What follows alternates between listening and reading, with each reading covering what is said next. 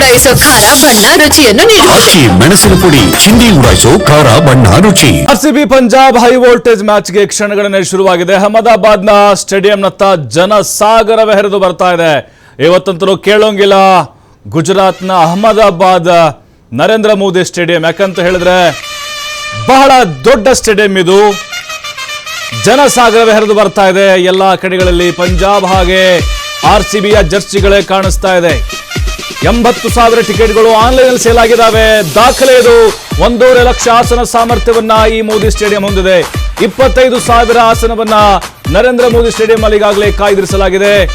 ವಿಮಾನ ದರ ಕೇಳೋಂಗಿಲ್ಲ. ನಾವು ಫ್ಲೈಟ್ ಟಿಕೆಟ್ ಗಗನಕ್ಕೇರ್ಬಿಟ್ಟಿದೆ. 1 to 5,000ದಿಂದ 25,000 3 ವರೆಗೂ ಕೂಡ ಫ್ಲೈಟ್ ಟಿಕೆಟ್ ಏರಿಕೆ ಆಗಿದೆ.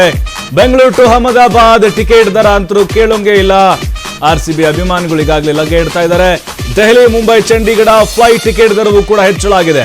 ಸಾಮಾನ್ಯ ದಿನಗಳಲ್ಲಿ 3,500ದಿಂದ 5,000 ರೂಪಾಯಿ ಇರುತ್ತೆ. ಆದ್ರೆ ಈಗ 25,000, 1 ಲಕ್ಷ ಹೋಗ್ಲಿ ಪರವಾಗಿಲ್ಲ, ಇವತ್ತು ಮ್ಯಾಚ್ ಅನ್ನ ನೋಡ್ಲೇಬೇಕು ಅಂತ ಹೇಳಿ ಅಭಿಮಾನಿಗಳು ಅಹಮದಾಬಾದ್ ಸ್ಟೇಡಿಯಂನತ್ತ ತೆರಳುತ್ತಾ ಇದ್ದಾರೆ. ನೋಡಿ, 12 ಗಂಟೆ ಒಳಗಡೆ ಇವತ್ತು 5 ಫ್ಲೈಟ್ಗಳನ್ನು ಬಿಡ್ತಾ ಇದ್ದಾರೆ ಬೆಂಗಳೂರಿನಿಂದ ಅಹಮದಾಬಾದ್ಗೆ.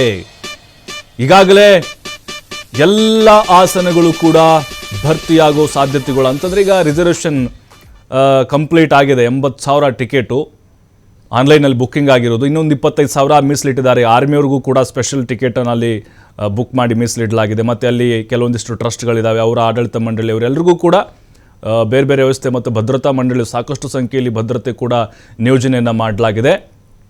ಟಿಕೆಟ್ ದರವೂ ಕೂಡ ನಾವು ಕೇಳಂಗಿಲ್ಲ. 1,500 ರೂಪಾಯಿ ಅಂತ ನಾವು ಅಂದ್ಕೊಳ್ತೀವಿ ಅಷ್ಟೇ. ಆದರೆ ಅಲ್ಲಿ ಸಿಕ್ಕಾಪಟ್ಟೆ ಟಿಕೆಟ್ 1 ಲಕ್ಷದ ಮೇಲೂ ಕೂಡ ಹೋಗಿರುವಂತಹ ಸಾಧ್ಯತೆಗಳು ಕೂಡ ಇದ್ದಾವೆ. ನಾವು ಗಮನಿಸಿದ್ವಿ ಲಾಸ್ಟ್ ಟೈಮು ಬೆಂಗಳೂರಿನಲ್ಲಿ ನಡೆದಂಥ ಒಂದು ಪಂದ್ಯದಲ್ಲಿ 1.5 ಲಕ್ಷದವರೆಗೂ ಕೂಡ ಒಂದು ಟಿಕೆಟ್ ಸೇಲ್ ಆಗಿತ್ತು. ಹಾಗಾಗಿನೇ ಕ್ರೇಜ್ ಅಂತೂ ಸಿಕ್ಕಾಪಟ್ಟೆ ಇದೆ.